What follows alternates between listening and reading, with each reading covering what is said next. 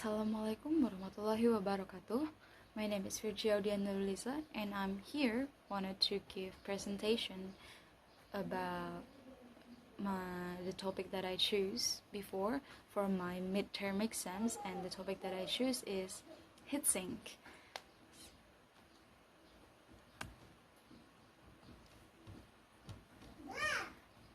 Before I go give my presentation more further here, I wanted to tell you about the outline first. So the first is I have classification, and then the function, and then combination, and then troubleshootings. Okay, the first is classification. A heatsink is a component that increases the heat flow away from hot device. It accomplishes this task by increasing the device working surface area and the amount of low temperature fluid moves across its enlarged surface area. So usually heatsink is used in PCs, hardware such as CPUs, processor, and other in mainboard or motherboard. And then the second is function. So basically heatsink only have one function, which is like the definition said before, is to reduce heat that is produced by PCs hardware such as processor, which is produce heat, and heatsink try to cool it down like that. So why I have 4 here is because there are 4 types of heatsink, which is the first is in the blue one, is casing heatsink, that is get the airflow inside the case. This makes its performance not optimal because it really depends on the size of the airflow in the casing itself.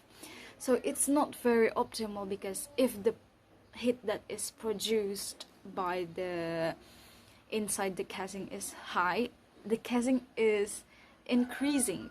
So not the size is increasing, but the temperature of the casing is increasing. So it's like it tried to reduce heat, but it won't work like that because the casing is also gets the heat and doesn't know how to reduce it.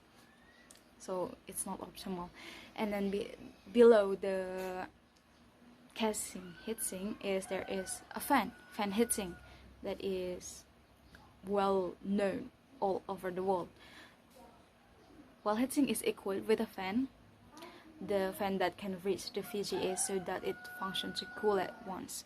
So the fan makes the cool down area, the cooling, so the heatsink can cool the area of the PC in a wider area.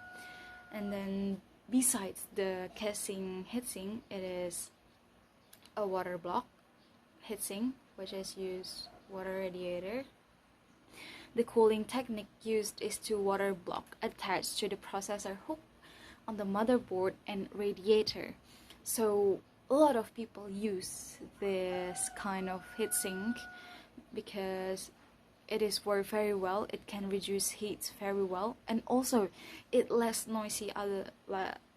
It's different from other heatsink. It less noisy. So maybe that's why people use it more. And then the last one is that in this situation is that use nitrogen and dry ice. So in this situation, the solution needed is to use dry ice and liquid nitrogen to restore air temperature inside the processor that had frozen. So yeah, it's like not only using the airflow to controlling airflow to reduce heat, but this one is using nitrogen and dry ice, which is cool.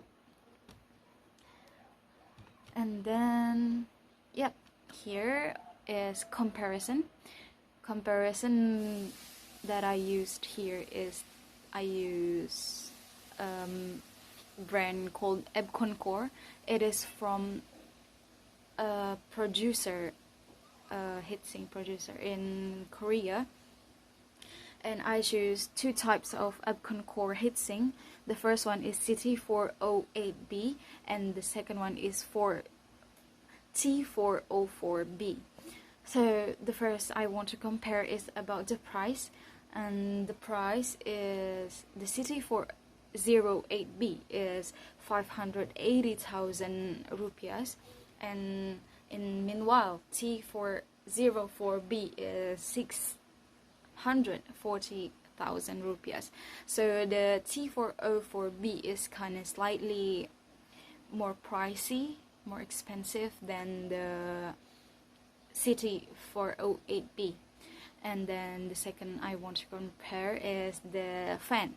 The fan in the heatsink is the CT408B is only has single fan, but in T404B have dual fan. So maybe that's why the price is slightly higher, because it has dual fan. So, and meanwhile the other one is only single fan. And then the last comparison that I want to give you is the weight and dimension. CT408B is 1 kilogram, and with depth and height 127 times 77 times 557 millimeters.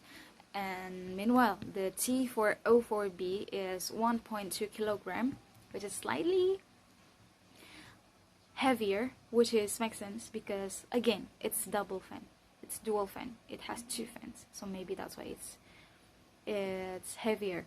But the weight, depth and height is also not very different. It's only have 1 millimeters different for the width, and then for 07 for the depth, and the height is still the same. After that, troubleshooting. It's the last part, and troubleshooting is the first case I have here is heatsink dirty. As you can see in the picture, it's really dirty. You shouldn't do it because the heatsink won't work very well if it's dirty, and it can also give impact to other components in the PC, so you have to gradually clean it up. So how to clean it up? You can read in the below one. Clean it with brush and vacuum cleaner. You can brush it and or use vacuum cleaner, or you can air compressor. That is the common knowledge how to clean the heatsink. And remember not to use water. Don't use water if you want to clean the heatsink. And then the second case I have here is the fan stuck. Open. So all you have to do is you have to unscrew the heatsink from the pieces first. So you have to open it up. You have to open the rubber, and then the bearing cover sticker on the back of the fan. Like the picture, the sticker is open. So once it's open, you have to apply lube or oil to the fan bearings while the fan blade is rotated slowly so that the oil is absorbed. When it's finished, you have to cover it again with the rubber and then the sticker so it's safe. So yeah, that's all I have to do with the heatsink. I really hope that my presentation gives you more knowledge about heatsink, about the function, the definition, and how to buy, which one to buy heatsink that is perfect, and the troubleshooting in case you need or you face it in your life. So about heatsink. So thank you so much for your attention. Wassalamualaikum warahmatullahi wabarakatuh.